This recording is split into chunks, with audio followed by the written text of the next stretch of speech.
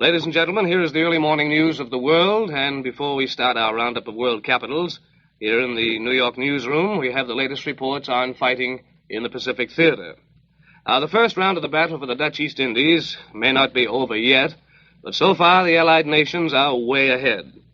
Upwards of 30 Japanese ships so far have been sunk or damaged in the great running sea and air fight in Makassar Strait between Borneo and Celebes. American and Dutch forces between them are believed to have accounted for close to 25,000 Japanese soldiers gone down with their transport ships. The latest success is the torpedoing of a Japanese aircraft carrier announced by the Navy Department last night. The big ship is believed to have sunk after the attack by an American submarine. The Australian Air Force, employing the same tactics as the Americans and the Dutch, struck at the Japanese invasion fleet in the Bismarck Islands during the night, and a Melbourne communique says that 3 Jap ships were damaged in Rabaul Harbor. Now, Tokyo today claims the Japanese troops in Malaya are within 30 miles of Singapore, but there is no British confirmation for that. Remember, that's a Tokyo claim.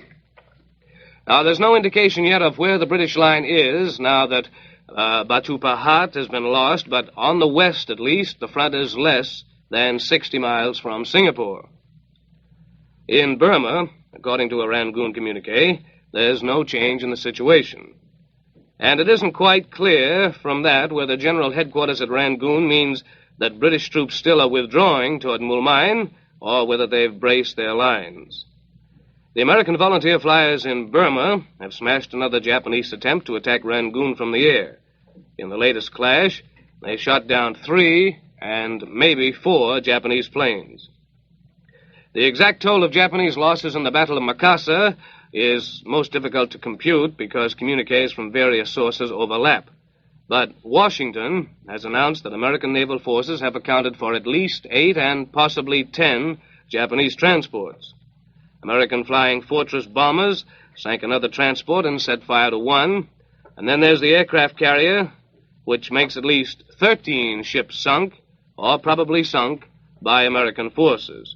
Now, the Dutch have blasted as many or more. Now, here's a late bulletin from Batavia. The Japanese are believed to have extended their landings in southwest Celebes. The Netherlands High Command says the invaders apparently have occupied their points in the Kendari region of that island. In the Southern Hemisphere, the Pan American Conference at Rio de Janeiro closes today, with every indication of being the most important in the history of inter-hemispheric relations. A final plenary session is scheduled to give formal approval to 39 resolutions designed to cleanse the entire hemisphere of Axis influences. Adoption of the resolutions is regarded as, well, just only a formality. But one century-old problem still threatens to sound a discordant note at the otherwise harmonious finale. It's the border dispute between Ecuador and Peru. Now, Ecuador may bring up the argument at the conference today, unless Peru previously accepts a formula for settling the controversy.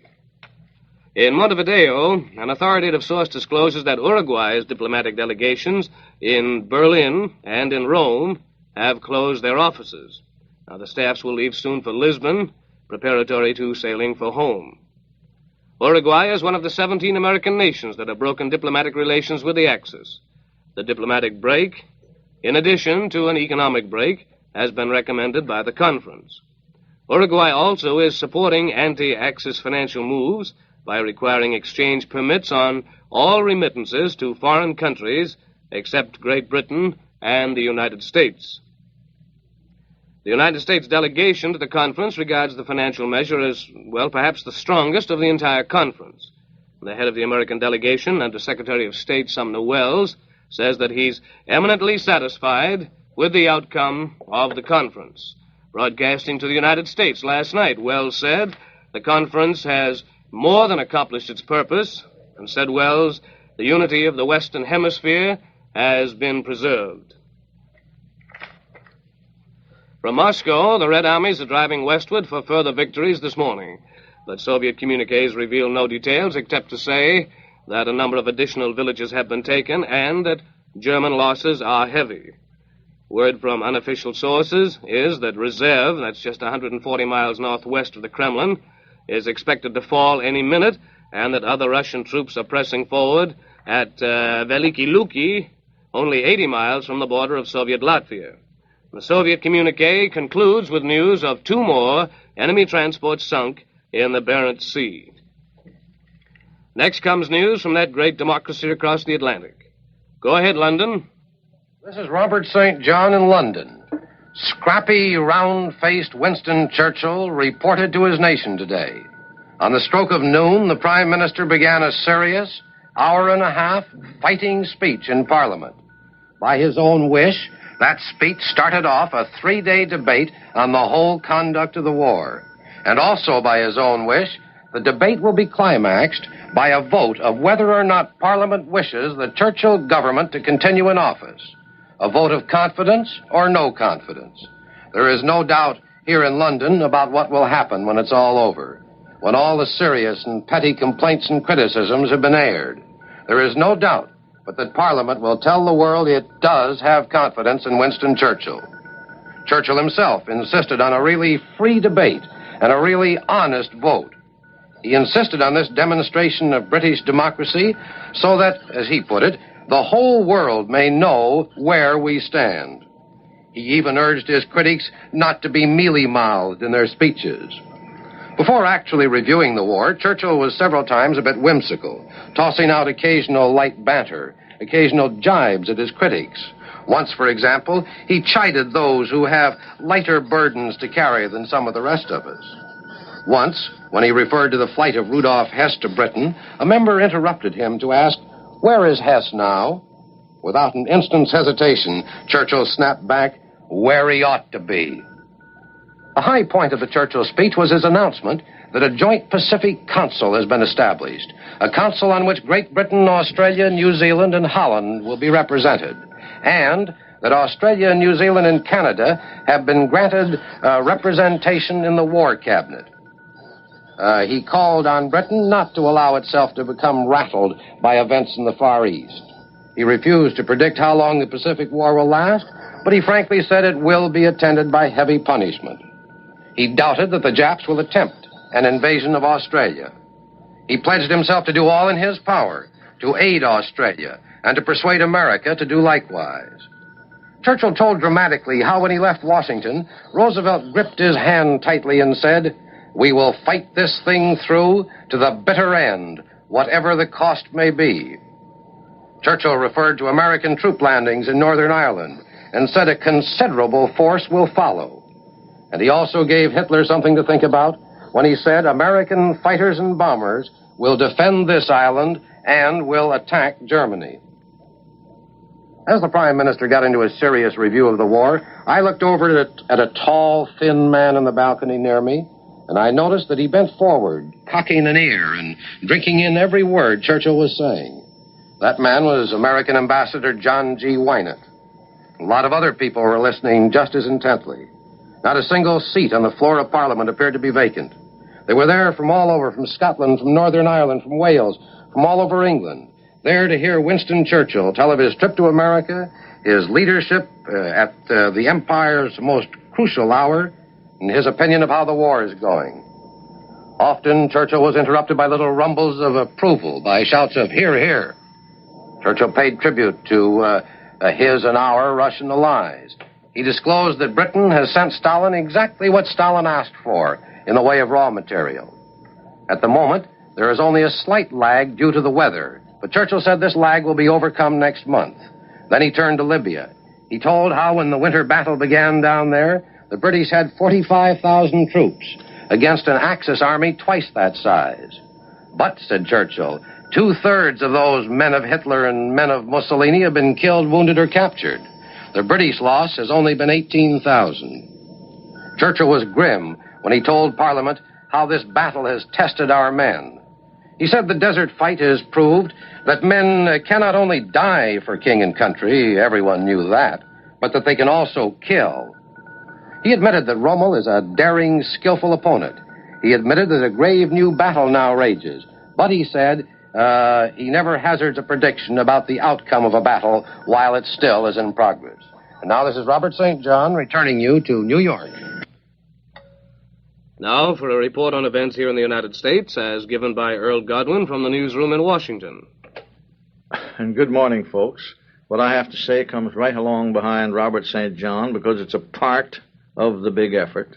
Your Uncle Sam and his pal John Bull get right down to cases now and pile up everything they have, all their resources, all of their ingenuity, all of their ships, all of their factories, all of their stuff, and promise to use it commonly in the common defense against this very common enemy. That's the meaning of the White House announcement, which was released this morning about 3 joint war boards and so forth. The White House announced that the new boards will handle separate phases of a plan to knit still more closely the gigantic efforts of the United Nations. One of the new groups will control shipping, another will control raw materials, and the third, possibly the most important, will direct the disposition of munitions. All possible information between this country and England will be exchanged under the plan, and though only Britons and Americans will actually be board members, it is believed and said they will confer often with representatives of the other United Nations. It is expected these board members will be appointed shortly. I think that would give you a better picture if you just envisioned a common storeroom to which these boards will go to take the stuff that is needed here, there, and everywhere, and just use them against the onslaught without resort to as much red tape and conferring as there has been. Meantime, Washington hears rather loud, short, and sharp cries from down under, where the Australians and the Dutch are telling us, in effect, to hurry up and get busy, or else.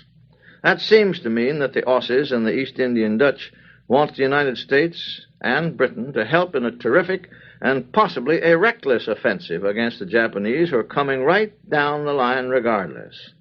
They are stopped for a brief time by successful naval engagements against them in the Straits, but no one believes the Japs will stop there, and incidentally, that remark of St. John's that the British government does not believe that the Japanese will invade or attempt to invade Australia is the first we have heard of it here, because here in this country or in this city, I haven't heard anybody say that the Japanese would not invade Australia. In fact, we have thought they would if they could.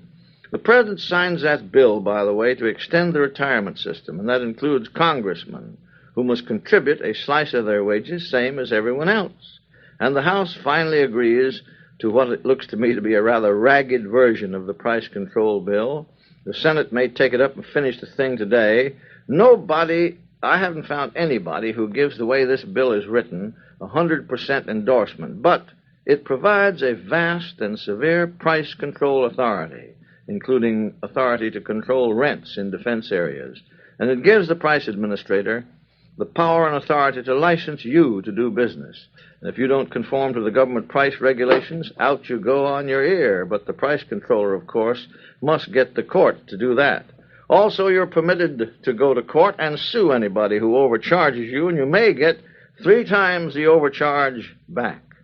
Sugar rationing this morning stands at about 12 ounces a week per person when they actually get down to rationing. The Dias Committee is in a mood to say I told you so, and will reveal to Congress all it had on the Japanese espionage organization on the West Coast, which Dias says he was urged to keep under cover, while the executive branch of the government tried to smooth over the Japanese situation. That was within the last 2 years. And a heavy concentration of Japanese merchants here were organized into a front for Japanese spy work, and Dias says that he has all the information and intends to put it into a booklet and lay it before Congress in about 2 weeks. That's all from Washington at this time. And there you have it, ladies and gentlemen, the latest news of the world. Now, you've heard our reporter, Robert St. John in London, Earl Godwin in Washington, and this is John Fraser speaking from New York. For the latest news, keep tuned to this station. This is the Blue Network.